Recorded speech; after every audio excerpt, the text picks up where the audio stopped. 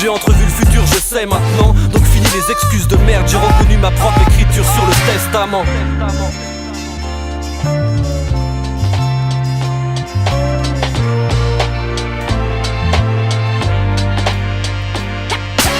Rap is something you do, hip hop is something you live. The more emotion I put into it, the harder I rock.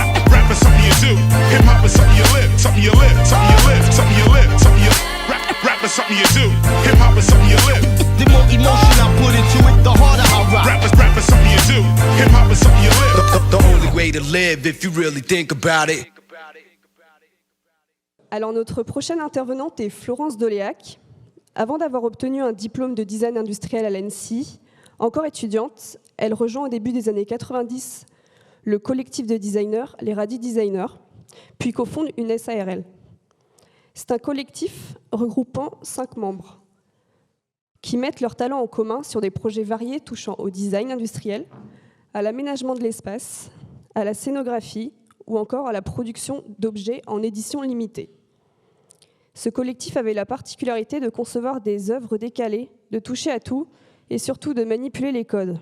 Les œuvres les plus connues sont par exemple le verre Schweppes ou encore le plateau ergonomique d'Air France. Lorsqu'elle quitte le collectif, 10 ans plus tard, elle glisse naturellement entre l'art et le design. C'est alors qu'elle explore de son gré les projets et les collaborations en fonction de ses envies, rencontres et humeurs. Florence Doléac a la particularité d'être un électron libre. Elle intervient dans des domaines très divers. Elle aime brouiller et briser les frontières des catégories usuelles entre art et design.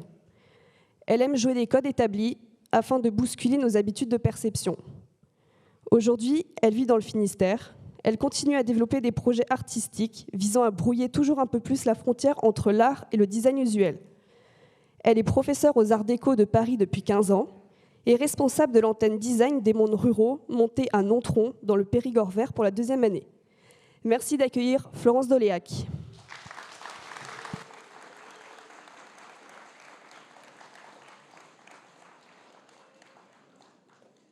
Bonjour. Bien, merci de m'accueillir. Je vais essayer de vous montrer en moins d'une heure mon parcours finalement, qui a commencé en 98, même pas, ça a commencé avant, à l'école, à l'ENSI, l'École nationale supérieure de création industrielle, que j'ai eu la chance de faire à Paris, où j'ai rencontré 4 gars qui étaient assez vite des amis et avec qui on a commencé à faire un groupe au sein même de l'ENSI. Bon, à l'époque, il s'agissait de répondre à des concours. En fait, il s'agissait de s'amuser. Mais on était quand même assez sérieux dans nos jeux. On allait jusqu'au bout de nos plaisanteries. Alors, j'ai cherché, parce que bon, ça fait des années que j'ai quitté ce groupe, et d'ailleurs, il n'existe plus. Donc, j'ai cherché sur Internet. On avait un site hébergé jusqu'à il n'y a pas longtemps. Et puis, comme dans tous les... Voilà, qui veut s'occuper de l'hébergement? Personne, ok, on n'a plus d'hébergement, donc on n'a plus de site. Alors j'ai fouillé sur Google, j'ai trouvé une dizaine d'images. Bon, mes copains, ils ont encore des disques durs et tout ça, mais on a commencé avec la disquette. Hein, donc, moi, j'ai trouvé quelques images que je vais commenter. Peut-être c'est déjà pas mal, juste pour passer pas trop de temps sur Radi, parce qu'après, j'ai aussi une quarantaine de petits projets de sélection à vous montrer, dont certaines expositions. Je vais essayer d'être un peu, comment dire, pédagogique, parce qu'il y a beaucoup d'élèves, je crois, dans la salle, qui cherchent comment ils vont faire. Donc, c'est des exemples qui peuvent vous inspirer votre propre parcours. Voilà.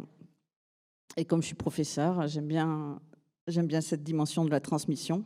Je trouve que c'est important. Et aussi que l'avenir, il est dans vos mains. Donc... pour moi, c'est d'autant plus important.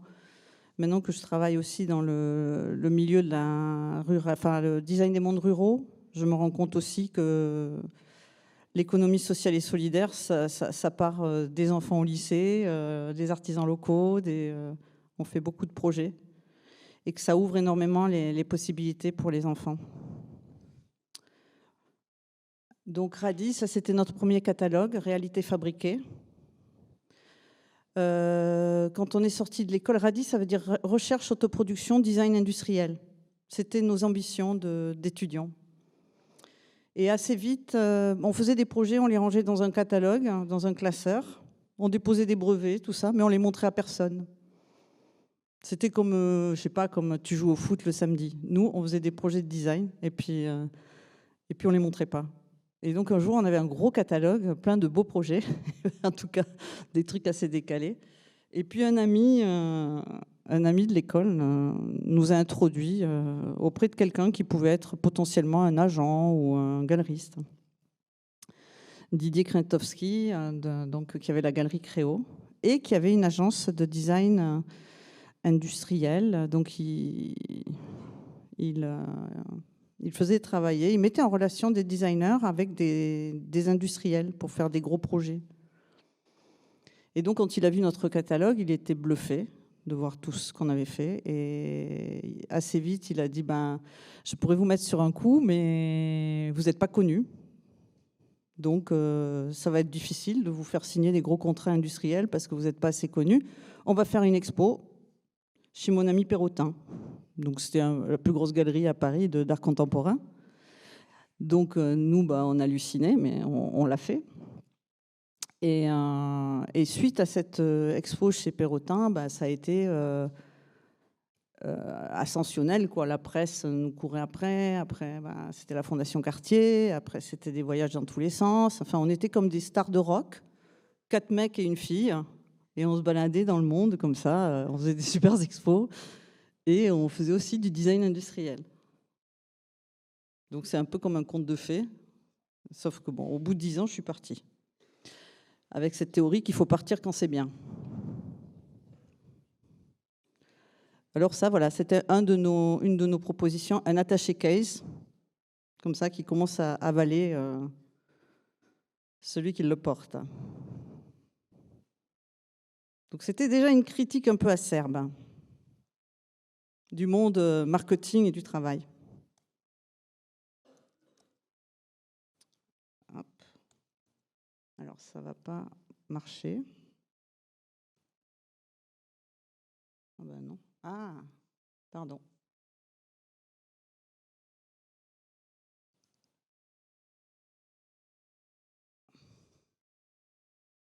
Ah, c'est tout petit. Bon, c'est pas grave. C'était pour dire qu'on avait un petit catalogue chez Pyramide, une bibliographie. Alors là, il n'y a plus que 3 gars et moi, parce qu'il y en a un avec qui on s'est séparés assez vite, parce qu'il est parti au Japon. Et au Japon, quand nous, on devait monter une SARL à Paris, et donc une société anonyme à responsabilité limitée. Vous devez avoir entendu parler de ça, parce que quand on commence à faire des choses sérieuses, il vaut mieux limiter ses responsabilités. Et sauf qu'au Japon, quand tu fais une SARL, ça coûtait 10 fois plus cher qu'en France. Donc, tu étais obligé de prendre des managers. Donc, Claudio Colucci, qui était notre associé au départ, notre collègue d'école, il a fait sa société qui était obligé de beaucoup plus business que nous. Donc, on s'est séparés. Ça, c'est un interrupteur. Bon, à l'époque, c'était voilà. C'était une petite révolution. On a déposé un brevet, on a essayé de le développer, on n'est jamais arrivé à faire vraiment un interrupteur avec un industriel adéquat. C'était là un peu les difficultés qu'on rencontrait, c'était les bonnes idées qui arrivent comme des cheveux sur la soupe, elles n'arrivent pas à trouver un industriel pour les développer. Les industriels, ils développent des idées à l'intérieur même de la structure. Donc si tu flottes comme ça, tu as des belles idées, ça les séduit, mais alors après, ça ne correspond pas à leur déambulation de développement produit. Voilà, alors ça c'est pareil, c'est un peu comme l'attaché case, c'était nos blagues. Donc, en analysant un tant soit peu, un whippet, c'est un chien assez bourgeois. Donc, le whippet, c'était le début des logiciels d'extrusion. Donc, nous, on s'est amusé à tirer tous les points. Et puis, c'était le début des impressions sur textile. Bon, aujourd'hui, je crois que c'est un peu compliqué de comprendre l'effet que pouvait faire cet objet à l'époque. On l'a fait en résine aussi, c'était avec Créo, donc... Ça, c'est Coffee Drop Splash. un biscuit qui image une goutte qui tombe dans le café. Ça, c'était un extrait de l'exposition à la Fondation Cartier, où on a développé des lampes avec des sujets qui tournaient très vite à l'intérieur sur des petits moteurs. Voilà, des papillons, des masques.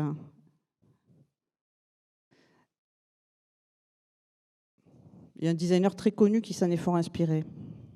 Alors, après, ça, c'était une autre partie qu'on devait faire un peu, voilà, c'était des objets publicitaires. Ça permettait de faire survivre l'agence.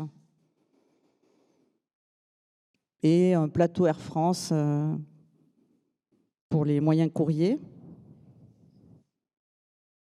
Ça, c'est une fontaine qui a été réalisée à Paris. Une fontaine, vous voyez les fontaines Wallace à Paris, ben voilà, ça c'était notre version. Il n'y en a pas eu beaucoup parce qu'il y a eu un problème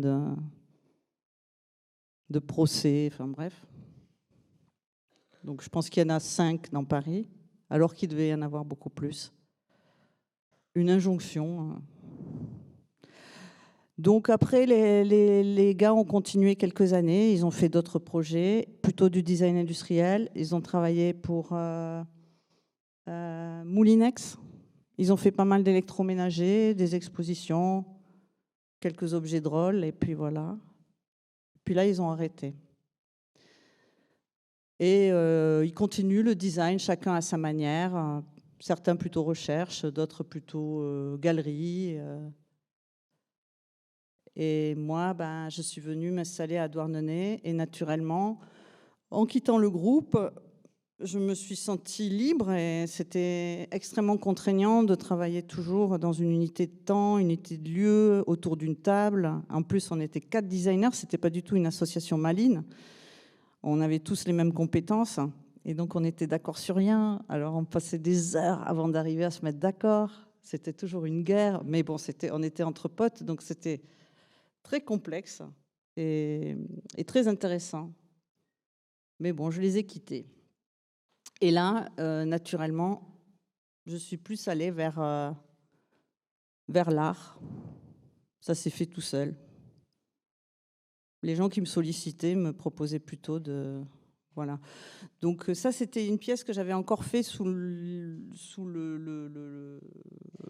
nom de Radi, parce que c'est la première fois, on nous avait invités à Valoris, et pour la première fois, ben, on était donc 4 designers, et il y avait un potier qui tournait. Et donc, moi, je m'ennuyais, j'ai trouvé une boudineuse dans un coin de l'atelier, c'est pour faire des boudins de terre. Et donc, à partir de ce moment-là, j'ai commencé à m'amuser dans mon coin, à préparer des choses. Et puis ça a donné ce robot, porte-fruits et légumes, avec aussi une histoire. Voilà. Cette histoire, c'était ce robot qui est à la fois mâle et femelle, parce que là, ce que vous voyez, c'est le profil et le profil et le profil. En fait, c'est le même objet.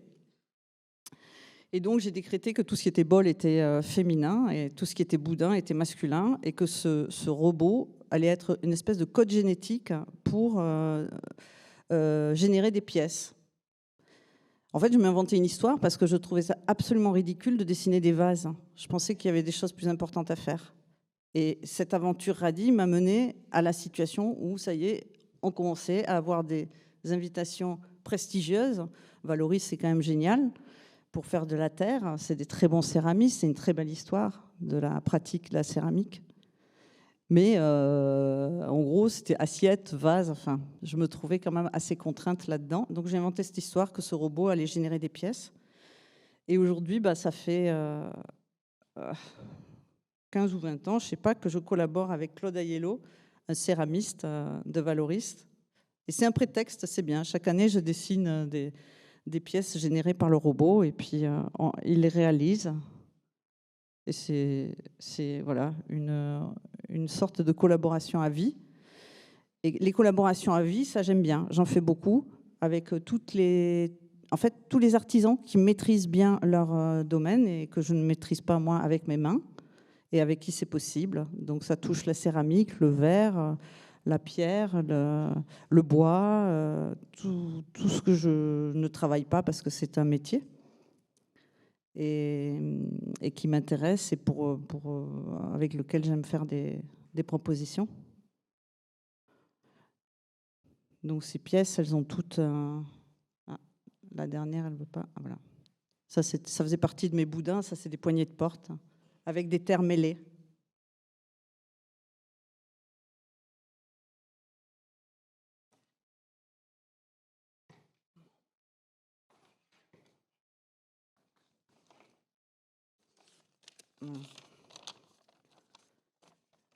Donc j'ai décidé de faire... Je remonte le temps. Hein. Je commence en 2001, quand j'ai commencé à faire mes propres aventures de pièces.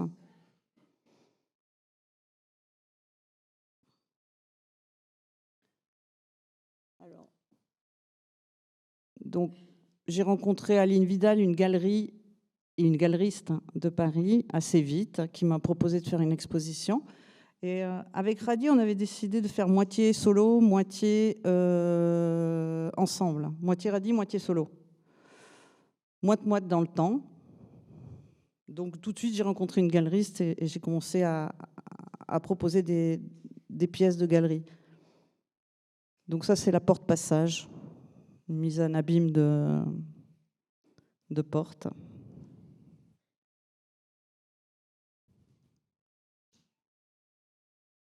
Qui a donné lieu à quelques pièces. C'était toujours des pièces très limitées.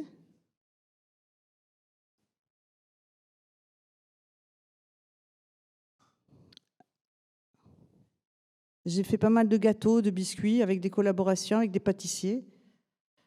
Et ce biscuit couvercle, je le rejoue chaque fois que je rencontre un pâtissier qui a envie de jouer avec moi. Donc c'est un petit biscuit, une sorte de madeleine que tu poses sur la tasse à café qui maintient le café au chaud. Et quand la recette fait que la pâte gonfle comme une madeleine, parfois le fond du biscuit trempe déjà dans le café.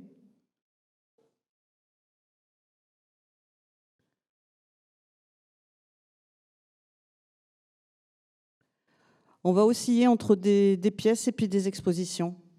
C'est comme ça que je fais mon parcours. Et ça, c'était ma première exposition à la Villa Noailles. Donc c'était une chance qu'on m'invite là-bas.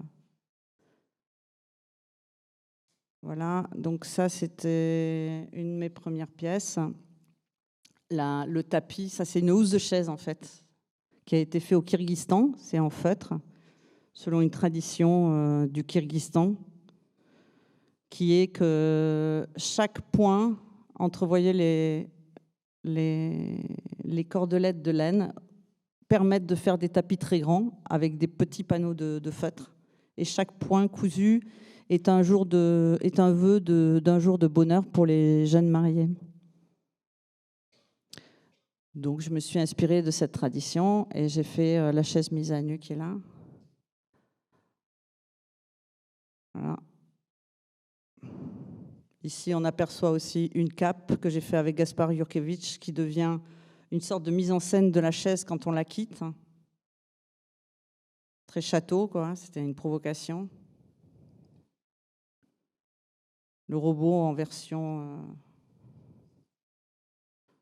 autre. Ça, c'était les lumines. C'est une sorte de cloche qui se pose sur la télé et qui devient une lampe animée. Quand on enlève le son, ça fait juste une ambiance de... Trou de mémoire, ça c'est des 31 pinces où tu peux accrocher toutes sortes d'informations sur les événements du mois.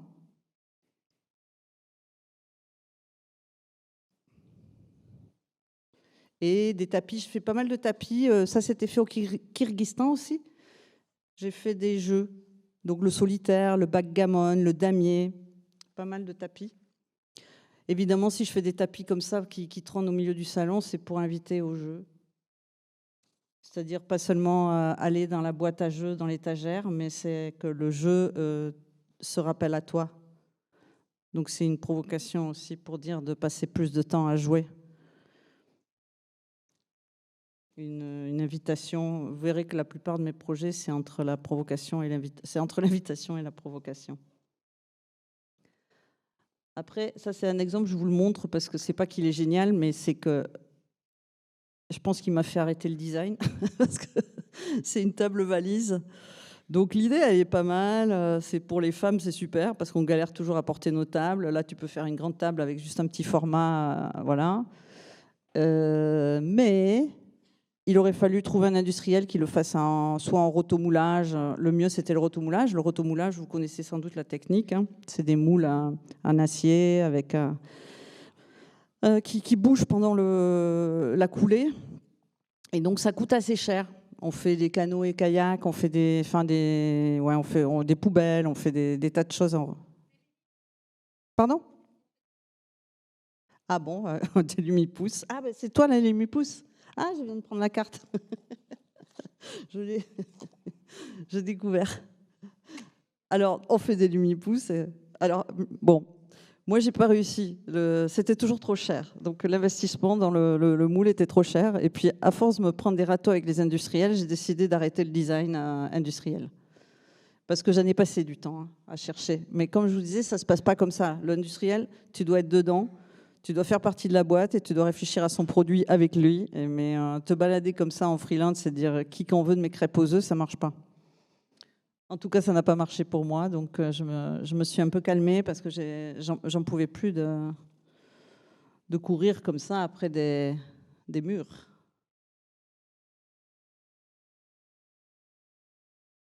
Ici, une autre version du biscuit couvercle. Alors ça, je l'ai fait avec un pâtissier qui s'appelle Alain Mijon et qui était au Bon Marché à Paris. Donc lui, il a inventé sa recette à base de noisettes avec un petit croquant de noisettes sur le chapeau.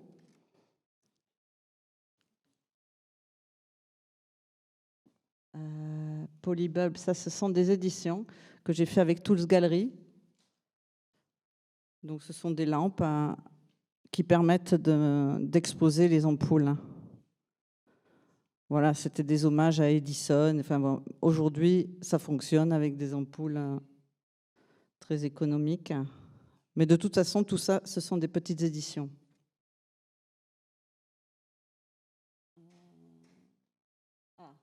Ça, c'est important, c'est la signalétique. C'était une critique de la signalétique. Donc, comme vous pouvez voir, c'est une signalétique pour les toilettes.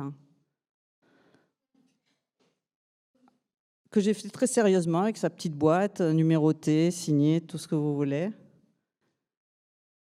Et je l'ai faite argentée façon cadeau de mariage.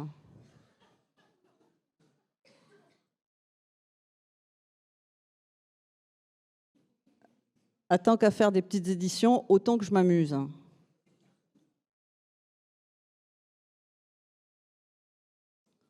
Alors, Vagalam.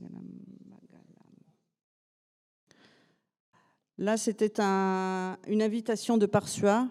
C'est une boîte qui fait du très beau tapis de laine teuftée en Iran, fané au soleil. Enfin, c'est l'espace chevalier. Ils faisaient des tapis un peu château, quoi. Et donc, ils se sont pris d'inviter des designers pour diversifier et faire une expo un peu spécifique, parce que normalement, c'est très classique. Et donc, je leur ai proposé ce tapis, Vagalam, et où le but, pour moi, c'était d'exprimer...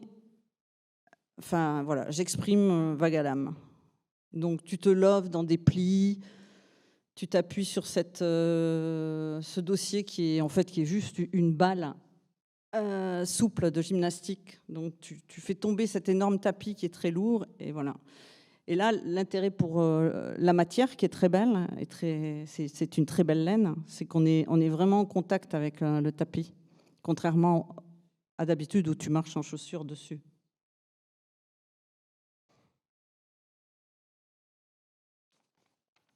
Alors, Vagalam.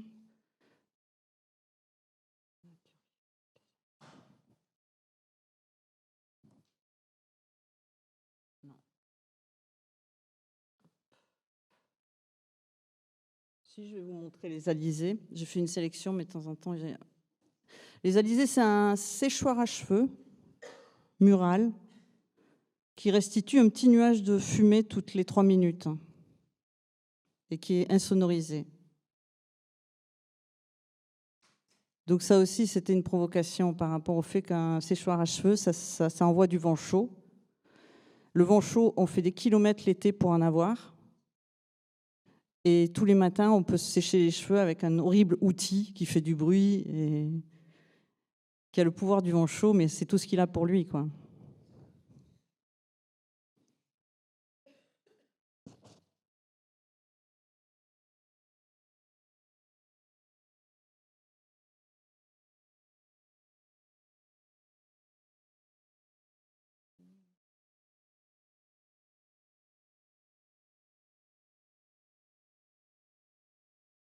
Là, j'étais invitée au Mali, à Bamako, pour travailler avec des artisans pendant 1 mois. L'idée était que certains objets aillent au musée après ou partent dans une expo itinérante d'art, d'artisanat africain. Et donc j'étais bien embêtée parce que c'est très très pauvre, c'est une des villes les plus pauvres, Bamako. Et donc c'est compliqué de faire des objets quand il n'y a rien. Tout paraît superflu. Là-bas, tu as un néon, un frigo pour toute la famille, des canapés tout autour d'une pièce avec la photo du président. Et les gens se retrouvent pour parler des problèmes. Et donc, il y a une vie sociale certaine. Mais il n'y a pas d'objet. Et je n'avais pas envie d'en faire. Enfin, je me suis dit, le seul truc que je peux faire, c'est très peu de matière et qui les fasse sourire. Des objets qui les fassent marrer, parce que à part se marrer, vu la sinistrose générale, je ne voyais pas autre chose. Donc j'ai essayé, j'ai fait des petits trucs comme ça, avec des matières locales, très simples, et j'ai plutôt soustrait la matière que rajouté la matière, pour qu'ils puissent le reproduire après. Parce que les artisans avec qui je travaillais, ils ne se donnaient pas trop la liberté de créer. Ils font des antilopes, tac, tac, tac, parce qu'on leur propose de partir sur des marchés à l'international où on les pousse. Enfin, les touristes, ils viennent chercher une antilope. Donc, la création dans l'objet, c'était pas leur culture. Du coup, je me suis prêtée à ce jeu-là, de leur proposer des sortes d'exemples d'objets simples, mais différents, mais qui peuvent reproduire. Donc, j'ai travaillé sur des calebasses parce que c'est facile à travailler. Il y en a beaucoup là-bas. Et c'est assez inspirant. Ça, c'était Bamako Gistretti. Je ne sais pas si vous connaissez la petite lampe de Magistretti, l'éclipse. Donc, j'ai dit, eux aussi, ils peuvent avoir leur éclipse. Hein, parce que l'éclipse, c'est vraiment le design italien de luxe. Bon, alors j'ai fait ça qu'un hommage. Ça, c'est un objet totalement inutile, mais ça les faisait marrer. Comme le matin, ils vivent en carré, plusieurs familles, et ils reçoivent des régimes de bananes. Et du coup, j'ai fait un porte-banane. Ça sert à rien. Et il y a une banane qui est une banane en bois pour indiquer que c'est un porte-banane. Parce que sinon, tu ne sais pas ce que c'est.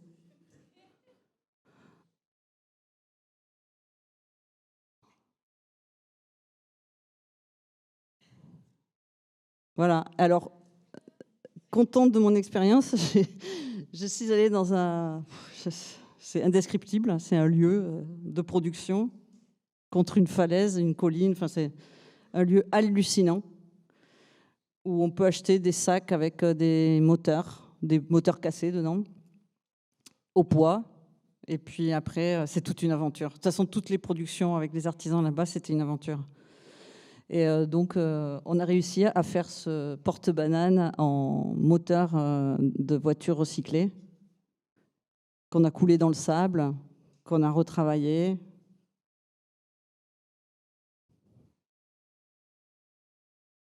Ça, ce sont des perles qu'ils ont l'habitude, enfin, c'est traditionnel, donc je les ai juste enfilées sur une petite structure métallique rigide que j'ai cintrée pour faire un porte-manteau.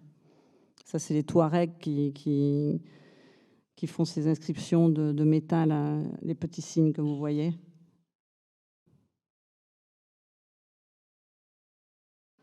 Ça, c'était le bolidodo, donc c'est des tissus, des vaques qu'ils ont et dont ils font tous leurs vêtements. Donc ça, c'était un oreiller avec le boli. Le boli, c'est un animal sorcier. J'étais pas censée y toucher d'ailleurs. J'ai été un peu... C'était un peu osé. Mais vous voyez pas là, mais le coussin, le matelas, il a 2 vagues différents, recto verso, ce qui permet en fait d'utiliser toutes les chutes de vagues. Enfin, mon idée, c'était toujours de les inciter à la production avec leurs moyens. Donc, de penser comment ils font pour faire de la diversité, de la différence. Et bon, donc, j'avais utilisé ça comme ça.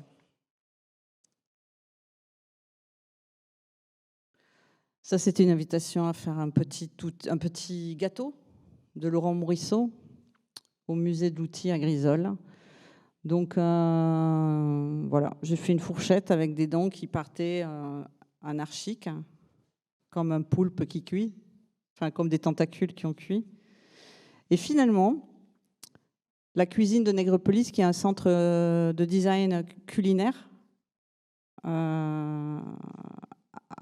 était en train de créer son identité. Et du coup, le graphiste qui n'arrivait pas, enfin, il n'arrivait pas. Il m'a appelé, il m'a dit, j'arrive pas à trouver mieux que ta fourchette. Et donc, ils m'ont acheté mon logo pour faire le logo de... Enfin, ils m'ont acheté le dessin de mon moule pour faire le logo de la cuisine à Nègrepelisse, qui existe toujours du coup maintenant. Donc c'est bien de faire du graphisme sans le savoir.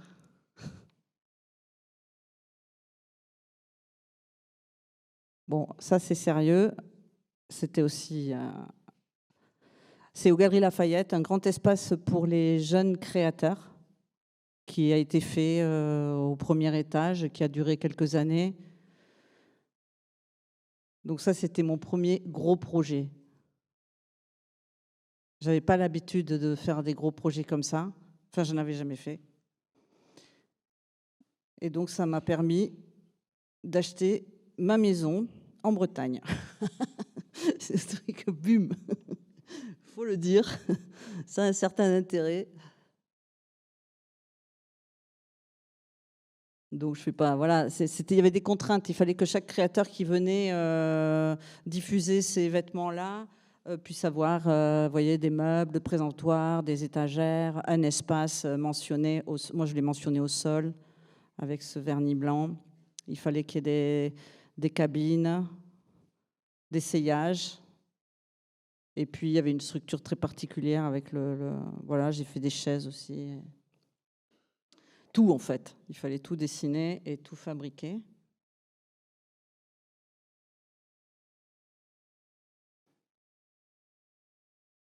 Là, c'est un peu comme Valoris, mais c'est en Italie, à Bissola. C'est un village avec une tradition de céramique et de terre très fort. Et donc, ils continuent à faire des biennales, à travailler et à inviter des artistes et des designers à faire des propositions. Donc, ils m'ont invité.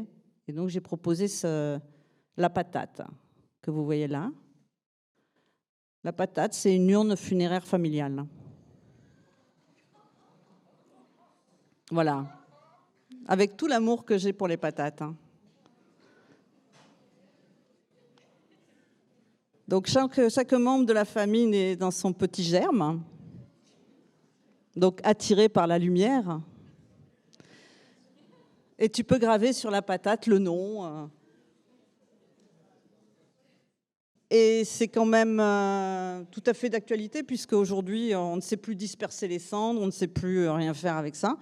Donc là, tu peux avoir ton truc dans ton jardin, avec tes proches. Voilà.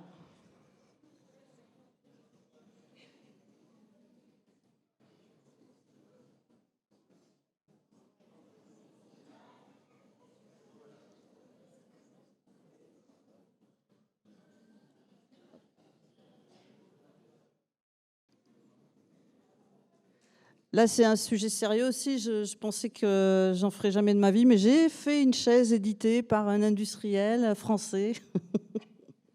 Patapouf. Patapouf, c'est donc une chaise qui permet de se coucher après le repas. Pour digérer sereinement. Donc c'est avec Fermob.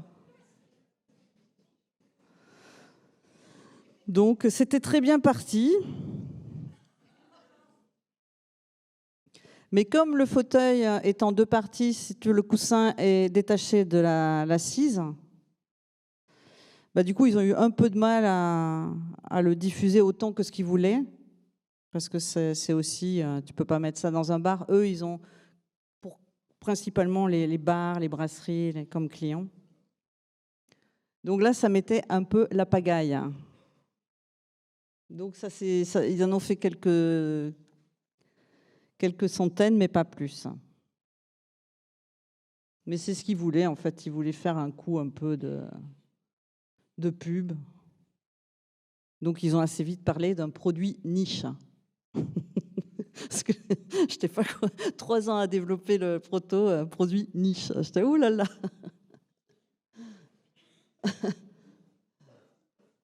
Tous ces allers-retours.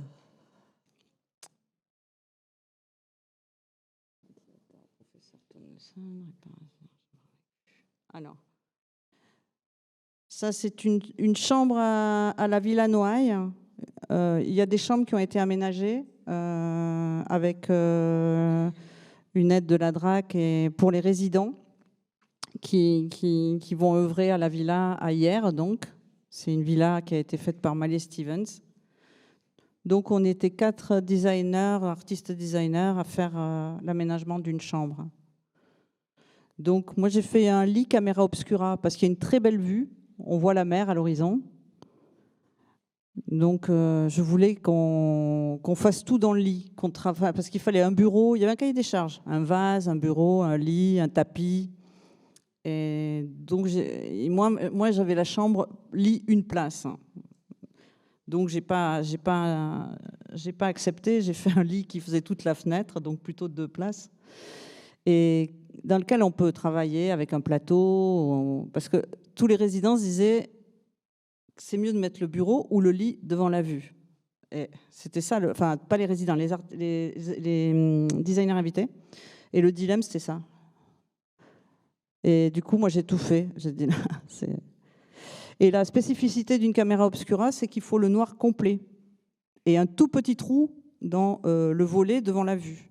Donc, c'est ce que j'ai fait avec un artisan aussi qui l'a réalisé. Et là, je viens d'y aller parce qu'on va restaurer les chambres après quand même, je ne sais plus combien d'années, beaucoup. 17 ans, je crois.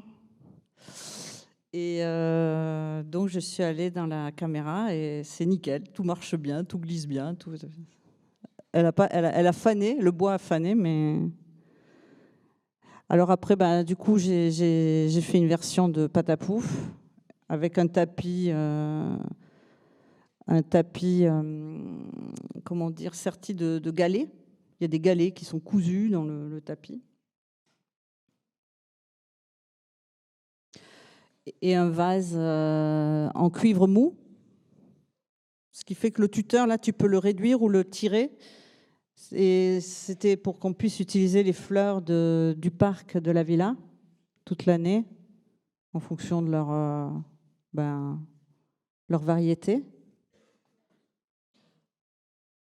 Et voilà, le tapis, c'est... Alors ça, c'est une affaire comme ça, c'est une blague, mais c'est quelque chose que je rejoue, c'est une affaire très sérieuse. C'est Stimulisol, c'est un projet. C'était le projet de mon diplôme à l'ENSI. C'est un projet de stimulation des pieds par la marche. Je vous le montrerai tout à l'heure.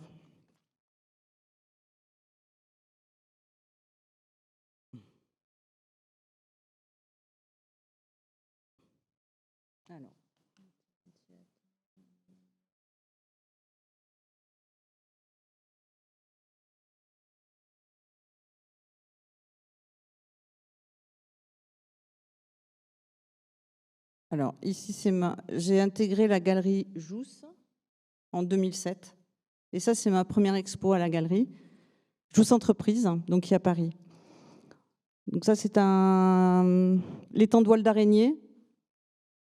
C'est un étendoir à linge lumineux. Donc ça, c'était le début des fils électroluminescents.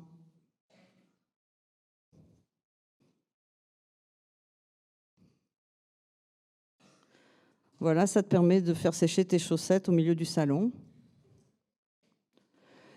Et dessous, il y a la flaque. C'était un trou que j'ai dessiné au marteau-piqueur.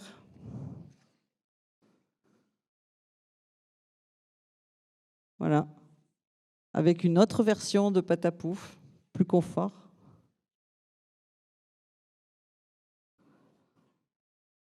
Et puis, des dispositifs de sieste comme ça, avec des pelochons.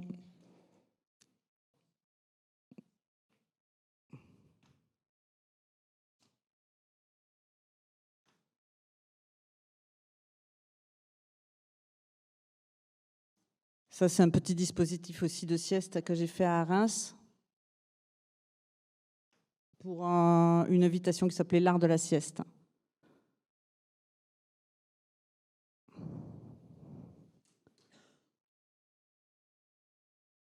Voilà, avec des hamacs en filet, des poteaux et puis des parasols, parapluies de carpistes.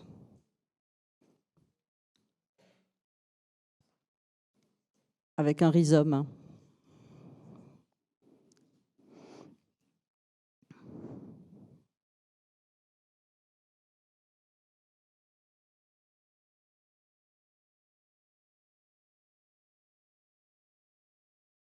Suite à ça, on m'a invité en Belgique, à Liège, au musée de zoologie.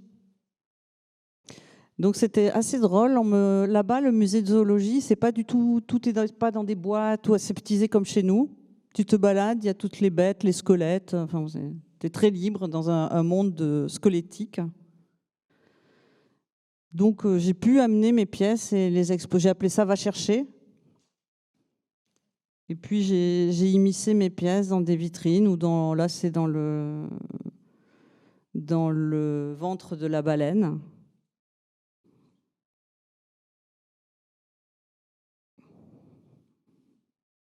Ça, c'est un secrétaire, un petit secrétaire, la petite table, un secrétaire avec vue. Voilà, le vague à lame. Une petite patère. J'ai pour habitude de faire des patères en corde résinée, comme ça.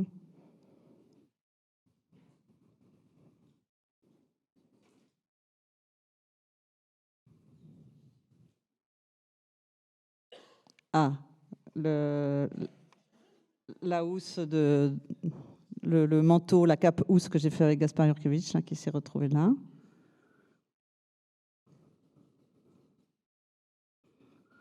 Le robot, la poignée signalétique. C'était un vrai plaisir de placer le vase fleurette. Ah, ça c'est René, c'est le poivre. Toutes mes pièces de céramique ont un prénom et une date de naissance. Et sont un hommage à quelqu'un. René, c'était mon propriétaire à Paris, il était tellement gentil. Il avait 87 ans, il avait toujours un cadeau à te faire. Et là, j'avais mis la télélumine. Ah, et on voit aussi là l'étendoile d'araignée.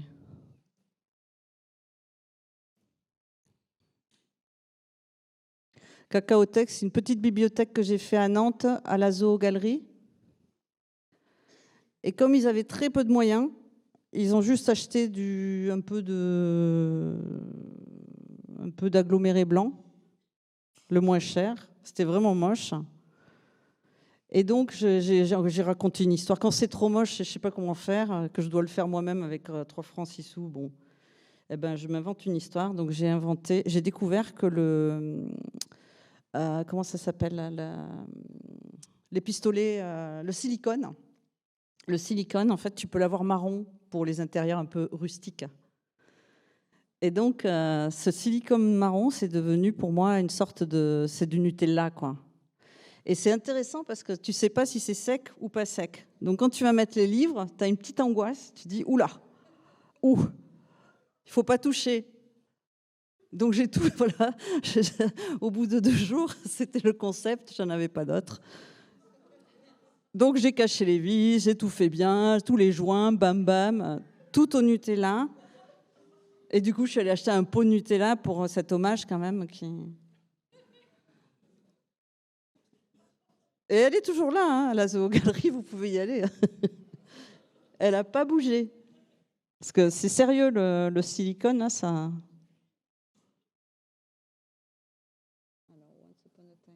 Floating Minds. Ça, c'est une exposition. J'étais invitée à Sète, au Crac de Sète. Donc ça, c'est Floating Minds, un dispositif avec une bande sonore d'un quart d'heure comico-soporifique que j'ai fait composer à un musicien, Antoine Sanchez.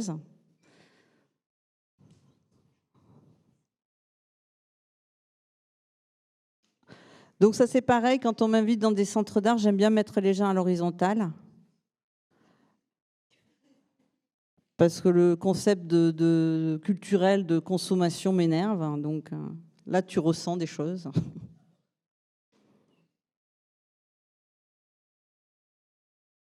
Voilà, il y avait le petit masque, le petit truc pour les pieds.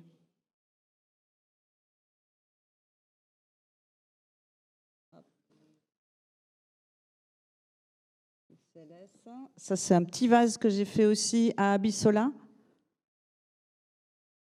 C'est de la céramique émaillée cuivre. Petit vase mural.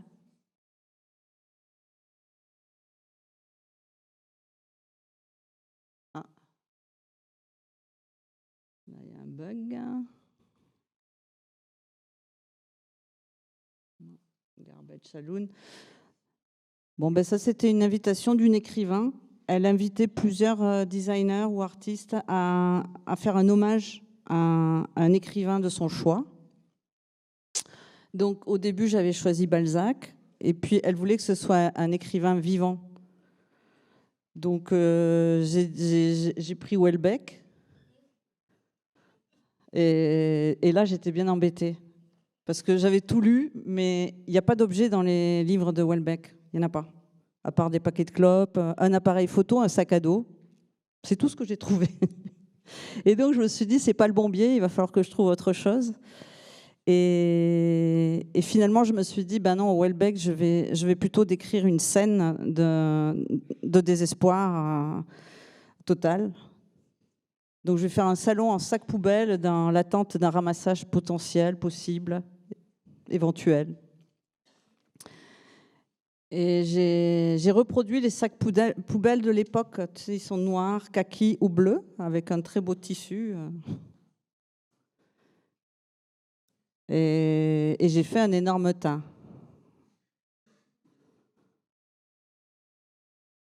Voilà, je n'ai pas de photo du moment de l'exposition, mais Houellebecq est venu. Je m'y attendais pas du tout. Et il s'est affalé dans le tas. Donc les gens qui venaient voir l'expo, ils avaient en plus la cerise sur le gâteau.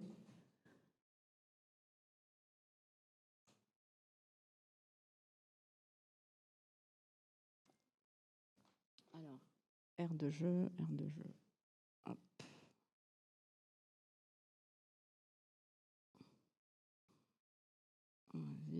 Alors là, je pars à côté de Gaza, en Égypte.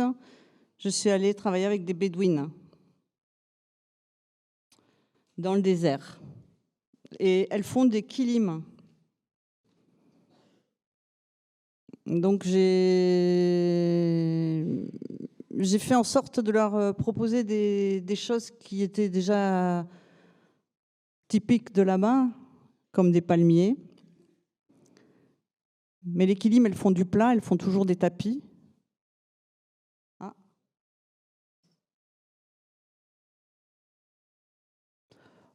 Bon, ben, je vais finir avec ça. Non, je finis avec le lit des rêves et puis... Ah, on avait un quart d'heure pour parler? Ah, c'est dommage. Bon. Voilà, bon, je vous montre ça. Maintenant, hop, on saute...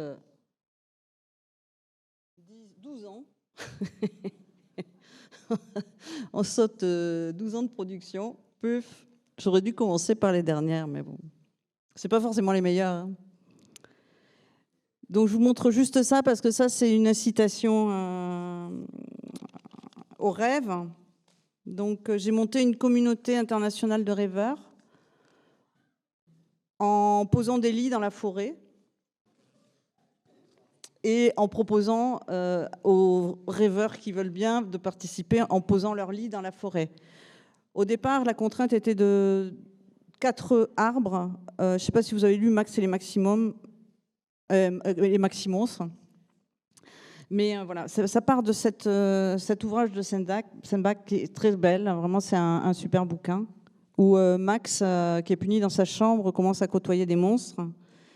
Les arbres poussent autour de son lit et sa vie devient merveilleuse.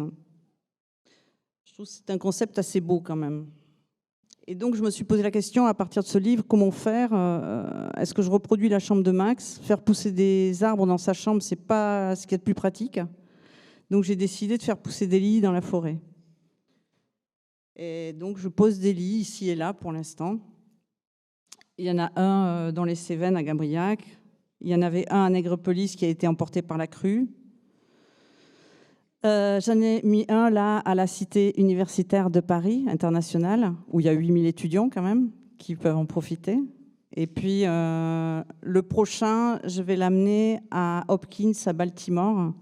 Mais cette fois-ci, je veux l'amener en 3 mâts, en traversant, en partant de Douarnenez, pour faire vraiment comme Max et rencontrer les maxi-monstres. Donc bon, ça c'est un appel à qui veut. Il y a un site maxidreams.net et qui veut participer à cette aventure peut aussi même fabriquer son lit.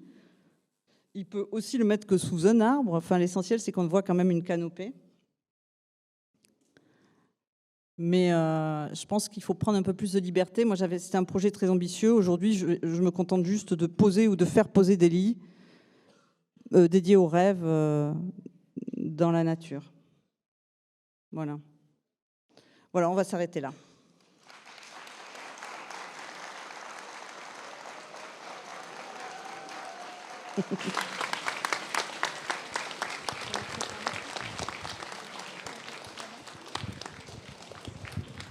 Merci, Madame Doléac. Est-ce que vous avez des questions ?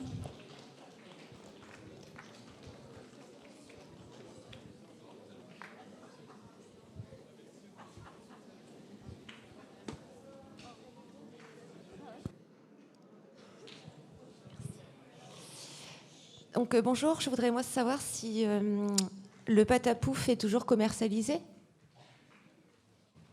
Le patapouf. Ah je me trompe de nom peut-être, mais... Je ne sais plus ce que c'est. Non. D'accord. Ils l'ont arrêté. Merci.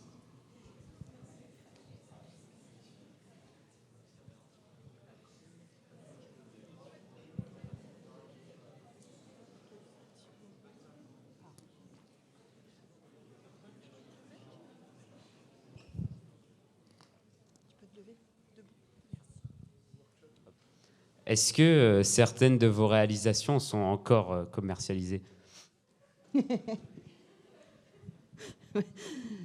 Bonne question. Ouais, mais comment te dire ? En fait, les pièces rares, elles circulent sur Internet. Tu peux les acheter. Elles circulent sans moi, en fait. Je ne sais plus où elles sont, qui les a et qui les revend. Mais je vois, quand je cherche un truc, je peux éventuellement le racheter sur Internet. En général, je n'ai pas les moyens. Mais après, non, le seul truc que j'aurais pu voir, la seule chose qui aurait pu me rapporter des royalties, c'était la chaise patapouf, mais ils l'ont arrêtée pour les raisons que je vous ai citées. Ça met trop le bordel. Donc à un moment donné, tu te dis que plutôt que de... Voilà, si mes idées sont trop libres, j'arrête de vouloir faire de l'édition en bonne et due forme. Si tu veux faire de l'édition avec des industriels, il faut des idées rangées, tendances propres. Et les miennes, elles ne le sont pas assez. Donc c'est pour ça que je me suis un peu réfugiée dans l'art, où on me laisse toutes les libertés. Et du coup, j'ai très peu de choses. Enfin, oui, il y a des céramiques, il y a des... Non, en fait, il n'y a rien. Je ne suis pas très ambitieuse.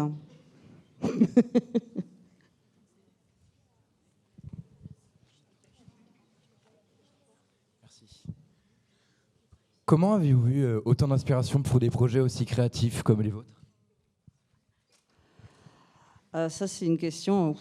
Je pense que ça vient du fait que je suis née dans un trou à la campagne. Et je me suis fort ennuyée. Il n'y avait que 3 enfants, ma sœur, pas facile, et mon cousin, trop grand. Donc j'ai été amenée à jouer avec eux deux qui on était très décalés dans l'âge et les envies, mais on n'était que nous. Et puis après, on s'est inventé on s'est beaucoup inventé. On a développé un imaginaire de malade quand j'y pense. Tout ce qu'on a fait. Aujourd'hui, j'ai envie de penser que c'est génial, même si on s'est vraiment emmerdé. Mais on s'est inventé, ouais, je pense que c'est né là. Et puis après, je viens aussi d'un milieu, mon père était un inventeur un peu foufou. Et il a fait quand même des avions. Enfin, lui, il se réveillait le matin, il construisait tout ce qu'il avait envie d'avoir. Les maisons, les bateaux, les avions, tout ce que tu veux. Donc, quand même, c'est inspirant. Et mon grand-père, il était ébéniste à la retraite. Donc, il y avait un atelier bois. Il faisait des meubles. Donc j'avais quand même des petits outils chez moi, j'avais le droit de planter quelques clous, mais étant une fille, ils m'ont pas trop transmis leur savoir. Dommage. Mais voilà, c'est venu un peu par défaut je sais pas, c'était un environnement, je pense, et puis j'aurais dû faire plutôt les beaux-arts. Mais mes parents, ils trouvaient qu'ils venaient d'un milieu modeste et ils trouvaient que bohème, c'était pas un métier. Donc, ils ont mis les freins au moment où j'ai dû faire mes choix. Et donc, j'ai fait... ça m'a énervée. J'ai fait une petite école de graphisme à Toulouse qui ne me convenait pas. Et puis après, là, je suis partie à Paris. J'ai tenté l'ENSI, j'étais prise. Ça m'a sauvée. Mais c'était quand même une contrainte. C'est-à-dire, tu dessines, donc voilà. J'ai fait du design pour que ça ressemble à quelque chose, quoi. Pour eux, pour honorer leur peur, finalement, leur crainte, hein, qu'eux, ils n'avaient pas pu faire des études et il fallait quand même que j'assure. Donc, c'était super, le design, c'est super, parce que tu apprends les technologies, les matériaux, les contraintes, l'ergonomie, tu as de l'empathie pour les autres. Enfin, tu vois, tu n'es pas juste artiste sur ta tour d'ivoire, quoi. Ça, quand même, tu apprends des choses techniques et concrètes.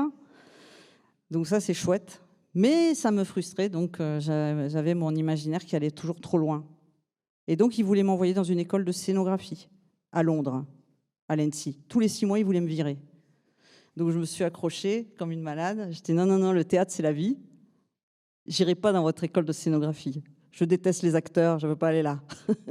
Et donc, je me suis accrochée et j'ai pu faire mon chemin. Et grâce aux gars, mes potes, les radis, quoi, c'était super parce qu'on avait vraiment tellement de complicité. Ça nous a donné une force incroyable. À s'associer comme ça, ta force, elle se décuple. Donc, tu défends pas ton steak, tu défends le steak des autres. Et ça, pour moi, c'est beaucoup plus facile. Donc, voilà, c'est arrivé comme ça, dans cet univers comme ça.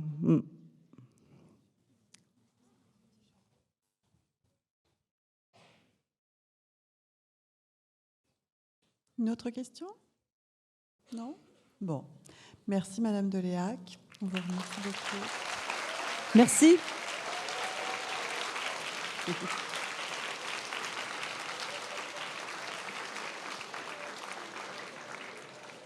Et nous allons vous accorder 10 minutes de pause pour vous dégourdir les jambes et nous revenir en pleine forme. Je vais juste un mot. Je vais laisser un catalogue à la bibliothèque du lycée. Merci beaucoup.